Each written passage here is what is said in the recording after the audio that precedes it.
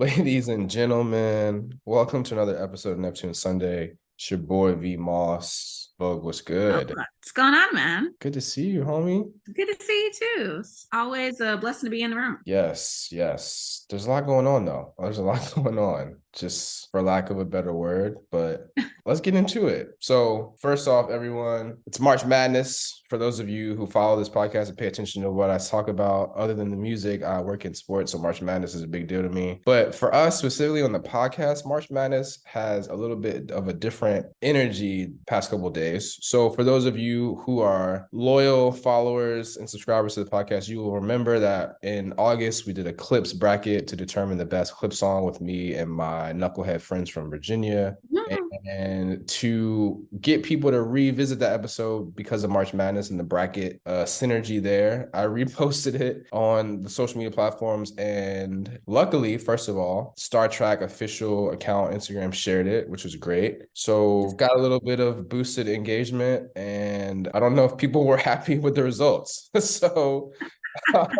So first off, shout out to Star Trek for sharing it. Shout out to everyone who listened to that episode this week, part of the bracket, March Madness vibes. But It's yeah, not a good discussion if someone's not angry at the end. So I feel like you guys did your thing. that means that we did our job. And so I think there's confusion, right? So like there was one person who saw it when Star Trek shared it and she like re-shared it on her story, but like filled it in. And And I shared that. So I don't know if people are confused because my boy Ty, who all my boys from the episode are tagged in that post on Instagram, including Ty, who was our photographer that day, who's our in-crew photographer. And so he hit me this morning and said, yo, people were messaging me saying they were upset about the results. And I was like, oh shit. So I don't know if they're upset about the results because they listened to the episode, hopefully, or if they're mad at the results from this one fan who I posted because, okay, Vogue. Yes. Know if you saw it yet, but this fan that filled out the bracket had Gangsta Lean as the winning song. Oh, that's interesting. Was it I you had on a burner account? I feel like that was you on like some burner account that you created so you could. if it is, I cannot reveal that information. I mean, listen, this person is clearly. The people love Gangsta Lean is what I'm saying. I mean, yes, I did see a lot of love for Gangsta Lean in the comments. I posted about this last week separately, and there was people who I did that post because I was like trying to get people's insight on Doorman versus Gangsta Lean, which was actually a matchup in the bracket, and there was a lot of love for Gangsta Lean. Bring it But back smile. listen, the last thing I'm gonna say about this person's bracket is popular demand took out Grindin, and then the final matchup was Gangsta Lean versus popular demand, and Gangsta Lean was the winner. I think that is for all of Wild the allegations. uh, but I appreciate this person for participating. Peace and love. Thank you for being a fan. But Gangsta Lean is not the best clip song ever. Okay, there. Okay. Just saying it's arguable if it won that bracket, but we can move on. We have other stuff to talk People about. love Gangsta Lean, man. And I don't know. It's a good I song. I don't want to revisit, but okay. Okay, so let's get to the point of why we're really here. All right, this week, Excitement. Pharrell and the Something in the Water crew dropped the highly anticipated lineup for the 2023 festival. First off, super excited for it to be back in Virginia Beach, back in the 757. It's home where it got started. It's home to Pharrell and Chad, but also so many other great people from that area in the music industry, which is the whole concept of Something in the Water. So excited about it being back in Virginia Beach, excited about this lineup. Vogue, what are your initial overall thoughts before we get into some specifics? Okay. I do want to say some of the artists on here, I was blown away by the fact that they were on the list. Like people that I listen to in the privacy of my home. Like I love Bad Bad Not Good. I did not expect them to be on there. Just the range of people on this list, but really some heavy hitters as well. So like I'm super excited about the lineup. Yeah, and I'll say the same thing. I think that it definitely gives similar vibes to what the show was at DC. Like it had the balance of up and comers and hood rat stuff hood rat's not the right term, but you know what I'm saying. Like it's a mixture of hipster, Yeah. artsy, young people raps, but also like some real gangster shit. Yeah. So shout out to them. I think the lineup is dope, but let's get into some specifics. So who we're excited for. So obviously Clipse. Yes. You see the Clipse on the lineup. This is actually their second show, second festival they're doing. It's announced that they're doing this year, which again, I have been on my soapbox about this. The album is coming. New Like album. the album is coming. Just go ahead and now. I will say it is March. This festival is in late April. Will it come before then? I don't know. Maybe not. We all see what Beyonce does, so you never know. That's very true. That's very true. And I will say, I've said it on the show before too. Ab Lava, frequent collaborator with the Clipse specifically, part of the Re-Up gang. I follow him on the gram, and he's always posting these photos of him on the tarmac, going back and forth between Philly and Norfolk or Virginia Beach. I'm just saying. Hey, could be coming soon. So excited about the Clipse. We talked about this before. Coi Leray. Yeah, yeah. We saw her in Paris in the studio with them. So, I mean, that makes us think that there's music that exists with Pharrell's touch on it that could possibly, be played then, which would be dope. She's got some hits. She's got energy. The energy that Coi Leray has is dope. Definitely has energy. I feel like I've seen her a lot on the festival circuit. So I feel like that is the perfect kind of artist to have in this space. So I haven't dove into Coi Leray's music like that, but I would love to actually experience that live. Yeah, so for sure. Next up for me, I mean, Jasmine Sutherland, I think is dope. Another Philly connection. It's one of Kia's favorite artists, so I'm excited that Kia gets to see her. Yeah. Let's talk about your boy, Kaytranada. Oh my God. Oh my God. So quick story, guys. Before the pandemic, I had tickets to a Kaytranada show. Of course, the tickets got canceled. And a lot of artists, they did come back on tour and reinstated their tickets. Kaytranada did not do this. No, I'm not complaining, but what I'm saying is this would be my redemption, a chance for me to see Kaytranada live. Like he's an incredible artist. Yeah, I think that's gonna be a really dope set. I think that's another set that is like potential to have some special guests pop up because the vibe of his energy and his music is a lot of collaboration with people who we love. So that would be dope to see if he has a collab with Pharrell, right? Yeah, that was one of your songs on the Pharrell birthday episode, midsection. I got a bad memory, guys. That song? No, I'm saying I just didn't remember that. Oh yeah. I said that out loud. All right. I mean, if Kaytranada is your boy, I don't know what we describe Kid Cudi as, but that's my guy. Right. He's got an album coming out too, though, right? He does. And his last album was really good. I don't think there was any Pharrell features there because that was the album that was connected to the Netflix piece. That was really good. Gotcha. Yeah. Okay. But I have really enjoyed the Neptunes Cudi collabs in the past. And so we'll hope to see those live. I think Cudi just brings also like a fun energy to live performances.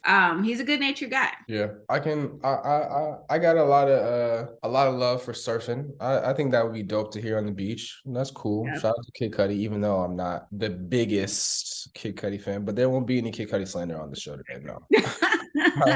So back-to-back years, my man Uzi, which is I think I don't know. To me, I think when you're doing a festival like this, to have repeat back-to-back years, I think is like kind of an anomaly or like kind of a special situation. But Uzi deserves it. Like I Just Want to Rock is the biggest song in the world. Like it gets the people going. It gets the people going, man. Like it gets the people going in the best way possible. Like song is less than 2 minutes. Like he's not even really saying anything. It's just like, bro, let's vibe. Yeah.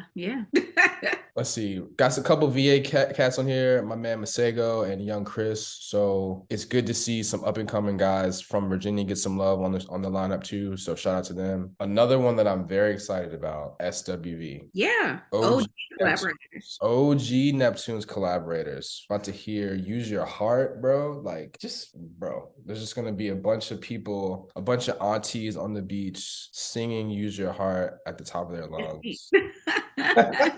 It's me. Yeah, so that's dope. I'm excited about SWV. And then one more person I'm excited about is my man, DC's own Wale Folarin. That's our guy. Interesting that he wasn't on the show last year, though. I thought that would have made too much sense for him to be back at home in DC. But either way, happy to see him this year. DC has a complicated relationship with our artists that I can get into for hours. But, big ups to Wale. Yeah, my man Wally's been quiet too. Like, I wouldn't be surprised Very. if he pops out with some new music before this too. But he's definitely been like, which is not normal for him. Like, he's not a quiet person. Like, No, he's not. he's very well known for just being out there and talking about stuff that he wants to talk about. But he's been low key. Yeah. Excited to see him pop out. Last thing I want to talk about is, in addition to the Southern Water Festival, there is a specific R&B block party stage. My man Family, and then our homie CVP, and some other folks that we know. Shout out to my man Boss Bags 757 folks that we know from being at Hampton and Norfolk State. But I think that's going to be a vibe too. Like, they literally had one of those R&B block parties for New Year's, and they shut down like this outdoor venue. No, that I think that was this summer. But then they had New Year's like at the Scope, which is like a big arena in Norfolk. So those Yeah. guys after it, the family support and coastline is obviously a big deal. But I'm looking forward to that as well. Expecting those guys to bring out some special guests too. Like, that's going to be good energy. So shout out to CVP, former guests. Looking forward to a great weekend. Anybody that we forgot that we're excited about? I think What I do want to raise a couple people. I'm a big Amine fan. I think also I'm gonna hit this triple and I'm gonna say why I mentioned them. Chica's gonna be there, Dochi's gonna be there, Flo Milli's gonna be there. I think that's huge because a lot of the lady artists do not get a lot of love that they deserve. I think a little bit more touchy subject. A lot of the dark-skinned women artists don't get enough love. Doechii for me is huge. She has a crazy flow. Flo Milli's huge for me. So I appreciate them getting their shine in this space. And Wayne's gonna be there. Who doesn't love Lil Wayne? Yeah, we'll get into that in a second. But yes. I'm also excited for Lil Wayne. I think that is going to be interesting for a couple reasons. Yeah. Okay, let's get into those are people that we're excited about, and let's get into the question mark emojis. Yeah. So first off, let's just start with, I see Mumford and Sons, and I'm not really that thrown off by that because they did have Dave Matthews Band. So like that, I get it. I'm not too much on Mumford and Sons because they got a couple slappers. Right. I get it. But I am question mark about Machine Gun Kelly. I don't know that I've heard a Machine Gun Kelly song that I've enjoyed since like 2012. You know, I think though, what is dope about Something in the Water, dope about the spaces that Pharrell and his team curate is that like they appeal to a broad range of people. I feel like we've talked about on this show before how dedicated Pharrell is to bringing up lesser known artists, bringing up varied artists, people who have different sounds. And I feel like that we all know Machine Gun Kelly, but that's still a nod to that effort. And so whether or not I want to see that set, I appreciate that kind of diversity in this, in this lineup. For sure. Yep. I think that's a good point in terms of Pharrell just using his platform to try to showcase music that he thinks is dope from a bunch of different wide varieties, but also giving people the opportunity to hear somebody they haven't heard before. Like, I'll say that like last year, I wasn't a huge Moneybagg Yo fan. I like listened to the Neptune songs that he had, but like he performed and it was pretty cool actually. Like, so that's dope. That's what these festivals are all about. Yeah. This festival turned me into a JID fan. Yeah. I had never his music before. So yeah, he's legit. Yeah. Another question mark though is the Wu-Tang Clan. I'm a fan. I honor and respect the work and the commitment that those guys have meant to the culture as a group, but also individually. Like Ghostface, Supreme Clientele is one of my favorite albums of all time. Yeah, I'm scared with this lead in though. But I just wonder, I don't know. My question mark was not necessarily from a negative standpoint. It's more for just going straight to the Neptune side of it. Like, are they going to give space for there to be like this ODB tribute where they do his work with the Neptunes, right? Like, would love to have them have some kind of way to be able to like do Got Your Money, right? You know what I mean? Like, or do, because to me, that's the bridge. Like, I don't think there's any other artists from the clan that have worked with the Neptunes individually that would make sense for them to be there, other than just the fact that people know them and they respect them and they're dope. But the ODB connection, I think, was something that initially that's what raised the question mark, is like, is there a way to incorporate those songs and pay tribute to the ODB? I would love that. I think that Neptunes fans would be really happy with that. But what I do want to say, which I think is unique about Pharrell, as opposed to some other unnamed artists of his caliber, he does not seem to be as egotistical as some of them were. Like, everything is about me and my work. Right. Even if there is no ODB tribute, I feel like still showing the respect to have Wu-Tang in that space it's just like paying your proper respects and paying your due to knowing like this didn't all start with me. And I can appreciate that from artists as huge as Pharrell is. Yeah, for sure. And I think something I just thought about too is we are celebrating the 50th anniversary of hip hop this year, which maybe there's some kind of tie-in that I think those guys would fit perfectly into. So I think that that's a perspective and a lens to look at it that I think that this makes sense. It makes sense because it's like because of the history and the work that those guys have done. They're definitely going to put on a show. So I'm gonna put you on the spot though. Who's your favorite member of the Wu-Tang Clan? I would actually name all 9 of them, but I know you're not gonna do Absolutely not. that. RZA. Okay. That's a good answer. That's actually my answer. I think my answer is I don't know. I think my answer is probably Ghostface, but I like Raekwon a lot. Yeah.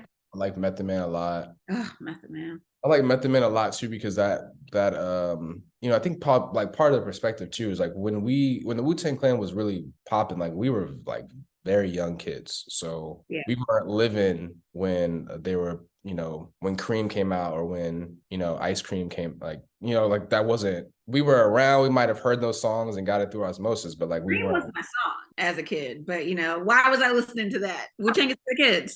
Wu-Tang is for the children, man. Wu-Tang is for the children, yeah. All right. So we mentioned Lil Wayne earlier, who arguably one of the best rappers of all time. And the question mark here of him being on the lineup is very complex. So for those of you who have not paid attention or do not know the history, younger folks might just realize that there's a beef that existed between my guy Pusha and Drake, but not know that the origins of that beef go way back and involve Lil Wayne and Birdman. So I'm going to take this time to educate those of you who are not familiar with a brief history of this. I don't like the word beef. Like, shout out to my boy Mark. We talked about this the other day. He said, man, the beef is over because they're all old. Like the statute of limitations on the beef has passed. They need to grow. And I was like, that's actually a good point. Okay. Have you ever met an old person who has beef with somebody? They are holding firm to that. But let's get into story time because I want to hear it. So the beef starts in 2002. It was all love. Grindin was a smash. Baby and Lil Wayne hopped on the remix to Grindin. But that year they also had What Happened to That Boy, which was a huge song. That was one of everyone's favorite Neptune songs because Push and Malice like both murdered it. But apparently the story is that Birdman never paid P for the beat. And so P was like, I'm not going to work with them like ever again. And like there's also this rumored story that Wayne specifically asked P for some BBC or something and P said no. Like I had heard that for the first time like reading about it this week, but that seems weird. But anyway, so then you fast forward to 2006, Wayne starts wearing BBC and Bape more publicly. He wears it in the Hustler music video. He also wore it on like the cover of Vibe. And like, that's how the Clipse got to, be calling Wayne Mr. Me Too, or referring to like kind of suggesting that him copying them is Mr. Me Too. And to respond to that, in an interview, Wayne specifically said, referring to P, he said, that nigga wore babes and y'all thought he was weird. I wore it and y'all thought it was hot. And bro, like that's crazy. So I also want to bring up a specific this came up in conversation on Twitter last night with my guy. Twitter is Dragonfly Jones. He literally did you see that? But you know who I'm talking about, right? Everybody knows Dragonfly Jones if you're on Twitter. But no, I didn't see it. So he like last night he was like, somebody tweeted rap is hysterical because niggas will be disrespectful about anything, laugh my ass. And Dragonfly Jones quote tweeted anything. Never forget the first domino that fell that ultimately ended in us getting story of Adidon in 2018 was niggas in 2005 beefing over who wore Bape first. And I was like, what great, perfect timing that, like, bro, like I literally just read that. And so I responded with that quote from Wayne. But depending on who you ask, like maybe Wayne is right or maybe he's wrong about who made it hot. It's not a matter of who wore it first, though. Everyone knows that P wore it first. So then we get into 2008, which is like, for me, I think it's lost in when people are telling the story of the beef. There are some random Lucy's that Pharrell produced for Lil Wayne that never really got released, like never saw the light of day. a joint called Yes, Amen, and another joint called Smackdown, I think. But like to go from 2002, like we'll never work with him again, to all of a sudden somehow these songs got created, you know, and it's not just like they're just beats that Wayne rapped on, like Pharrell's featured on them. Like this was some kind of collaborative effort that we never hear people talk about. Not the songs, not the like process of the songs being made. But then you fast forward again to 2011. That's when Drake gets sprinkled in there. Drake is up and coming, signed to Cash Money. So Pusha is just giving Drake strays just by association. Pusha releases his raps over his song "Don't Fuck With Me," which is over Drake's "Dreams Money Can Buy" beat. Then we have the whole Exodus 23-1 Pusha song, which was like very direct and very much about Wayne and Baby and Drake and how like Pusha just going at them. So much to the point that it made Wayne tweet "fuck Pusha T" and everything that and everybody who loves him or something like that.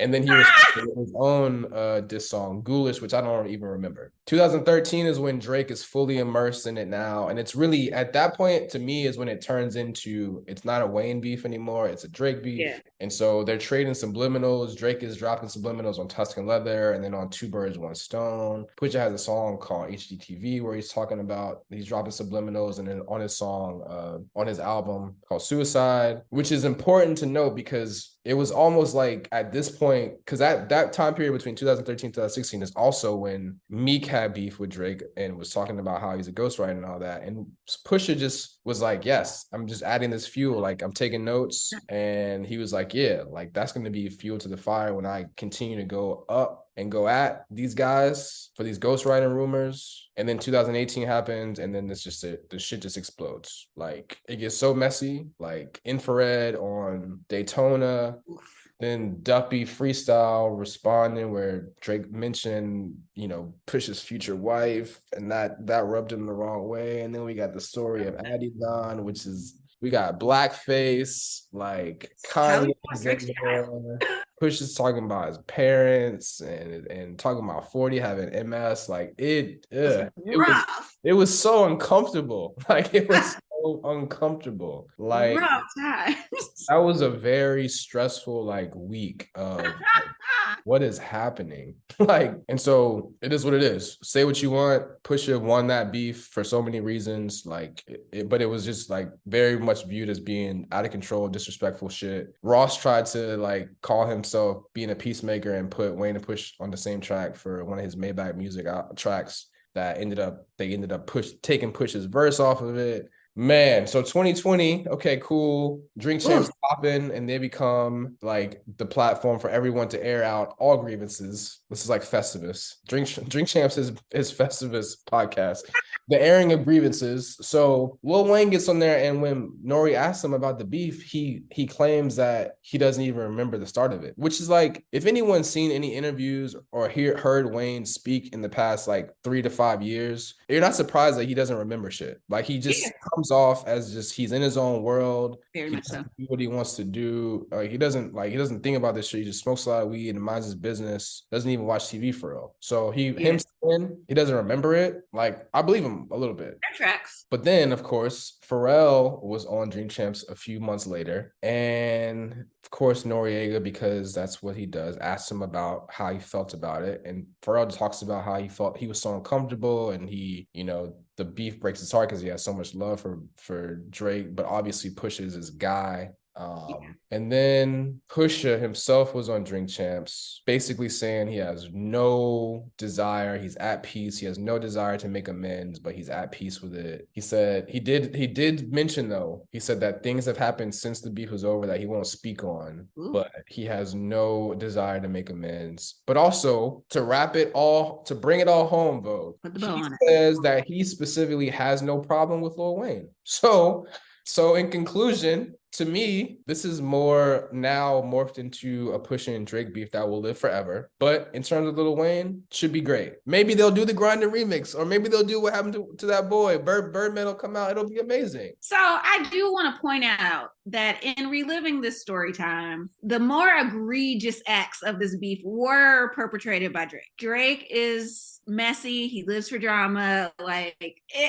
History was made. So to me, it makes sense that like it's really no beef with Wayne. I also want to say hip hop, the roots, the foundations of hip hop, it's set on beef.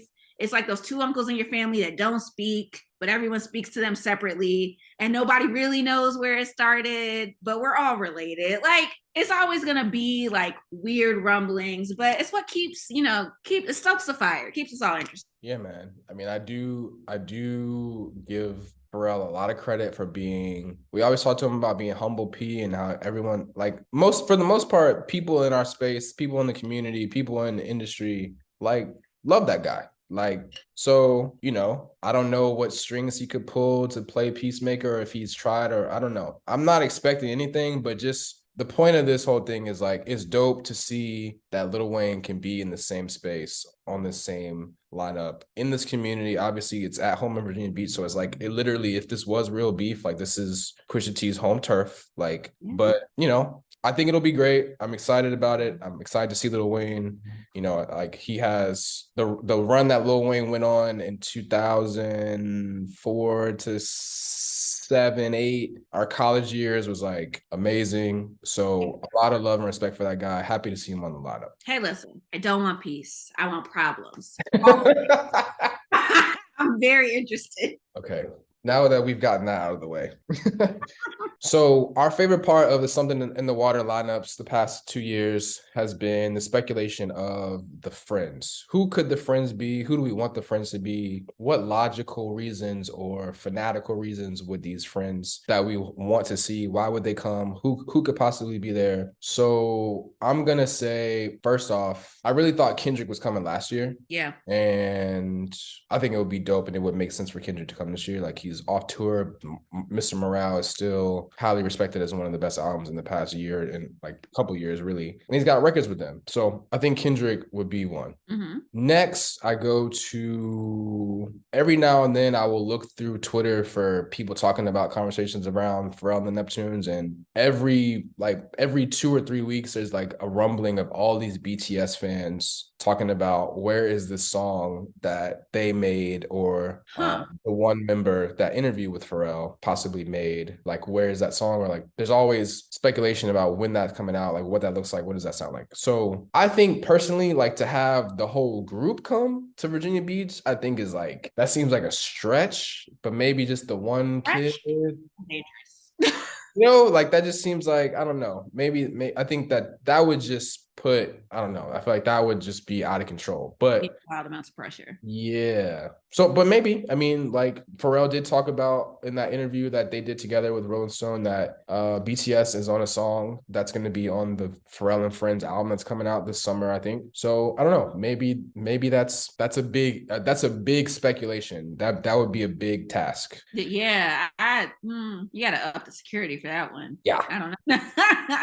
Okay, next one. So our last two are kind of like the big ones. So now Nile Rodgers and Sheik is on the lineup. For those of you who don't know, like, go Google Nile Rodgers and Sheik to see all the great work that he's done in the music industry for his career for like decades. But you know, Nile Rodgers, shame. Yeah. Shame.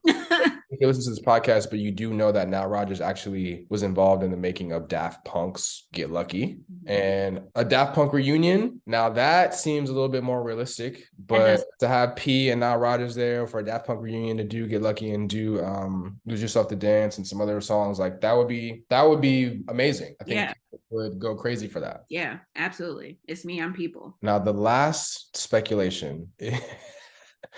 Okay, Beyonce. Yeah. I'm just gonna say it. Beyonce. So I was doing some background research on this. Beyonce. Realized that this is a speculation. I then thought to myself, Beyonce's going on tour this summer.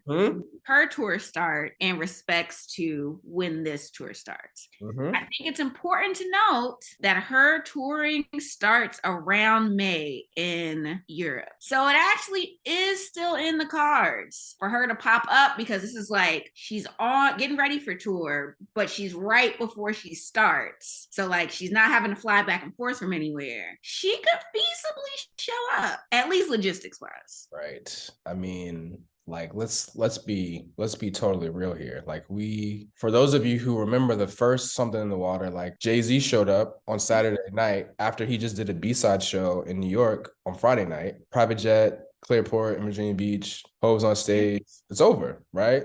Beyonce was with him. She didn't perform, but she was there, and Yeah. it's all good. But here's the other pieces to the puzzle. Just like we said, now Rodgers being there, let's also look at some very, very, very unique people who are on this lineup who have connection, not just to Beyonce, but specifically to the Renaissance album. Grace Jones is on the lineup for Something in the Water. Move out the way. I Like, want my girl Tony's face. what? Grace Jones Come and on. Grace Jones is hot again, or people are starting to get familiar with her again because of her being on that song on Renaissance. Like, Yeah. come on, guys, Yeah. make it happen. Secondly, Skrillex is on the lineup. Now, let's get real deep here, Vogue. Let's make sure the people understand what we're talking about here. Skrillex produced the song on Renaissance that interpolated the piece of Khaleesi's song Milkshake, which caused all the drama almost a year Spicy. ago. He's on the lineup. So I'm just saying, guys, it makes too much sense. Like it just makes too much sense. I'm right there with you. It's gotta happen. We all like let's just say what we need. We need come out, move out the way, do the energy joint with Skrillex. Let us get Kitty Cat and Green Light, and then fade out into the darkness. Back on the PJ you go. That's it. That's all we need. Sure. Yes. Everyone use your collective energy to manifest this. Okay, before we leave this Beyonce talk, I saw you mention that you started watching Swarm last night. Yeah. Yeah. Tell the people, explain to me and the people the concept. I literally so let me give you my perspective on why I wanted to ask you about that today. Go All ahead. I saw on Twitter yesterday was I'm scrolling through Twitter and I randomly see this video clip of Damson Idris giving Chloe back shots, and I'm like, what is on my timeline? And then it's like, oh, it's this new show Swarm. And then I see this interview of her talking about the scene. I'm just like, what is this about? And then I realized it's about, like, Kia told me it's about crazy Beyonce fans. Like, whoa, talk, like, what is I only made it to the first episode because it was late at night. I'm old. But the premise of the show is there are two sisters. They're both interested in this artist, but like in this world, there is a Beyonce like artist who, people are watching their timelines for when they drop and stuff like that. So one of the sisters is a little bit more obsessed with this artist than the other, very protective of this artist. And I think a lot of her motivations are fueled by the love and respect she has for this artist. I think of note, because Donald Glover wants it that way, there is a note in the beginning of the show that says any similarity to people living or dead is intentional. So they're very clear that like this is pulled from real life stories about Beyonce fans, what that's like. It's really good. At least the episode I saw. I'm actually about to turn that back on when we get off this filming. That's crazy. It's wild. I highly recommend it, honestly. I'm sure Key will start watching it soon and I'll have to watch it. But hey, just more fuel to the Beyonce, just fandom, whatever. Like, all I want is Beyonce to be at something at the water. So something in the water. I don't know what I'm saying. I just need it. I need it for Key. I need it for Key because Beyonce tickets were too expensive and there's a lot going on, man. We can't go to everything. Like someone asked me going to Dreamville, and I was like, man, there's too much going on. I can't do 2 festivals this year. I can't. That's a lot. I can't even do I am going to see Beyonce when she's in DC. He's in PG County, shout out. But Drake, Aubrey decided he was going to go on tour. I can't do both of those Beyonce tickets. Batch of money I did not want to spend, but we make sacrifices. Yeah, I don't know that I went to see Drake on Scorpion tour, so 2018, and I don't know that the music that he's put out since then resonates with me enough that I would want to go see him in concert again. If he's just going to do if he's going to do a bunch of CLB and her lost joints, like I won't be mad, but I also don't want to spend a lot of money for that. Well, what I will say is 21 is like the co-headliner or whatever. Right. I think that was the impetus. Like, I personally love 21. If I were to go to this, it would be because 21's there, not because of Drake. I mean, Aubrey, all due respect. But I'm also like, I was looking at the ticket prices because I have two younger sisters. They were pulling them up, and I was like, I'm not paying $600 to go see Drake and 21. That's crazy. Those are the low end tickets. No, no, thank you. So, you know. All right. Well, we will put together a playlist for everyone that's got people who are on the lineup that have collabs with Pharrell and Chad and the Neptunes, so you guys can check out the music in advance of the festival. Obviously, we will add to that once the Phriends are announced. But overall, we're excited. I think it's gonna be dope. If you're listening to this and you're planning to go, hit us up on the gram, hit us up on Twitter. Like, we definitely want to use the opportunity to link with people in person. If you guys want to say hello or give us a soundbite, tell us that we suck, tell us that you hate that. Man, I was about to ruin the surprise. Tell us that you hate the results of the Clipse bracket or whatever. Just whatever. We'll take it. We'll take the feedback, because if you're listening, I appreciate you. Something in the water. Can't wait. I'd love to meet you all. Very fun in person. All right, folks. Vogue, appreciate you. Good to see you. We will catch everyone next Neptune Sunday. Bye, guys. Peace and love.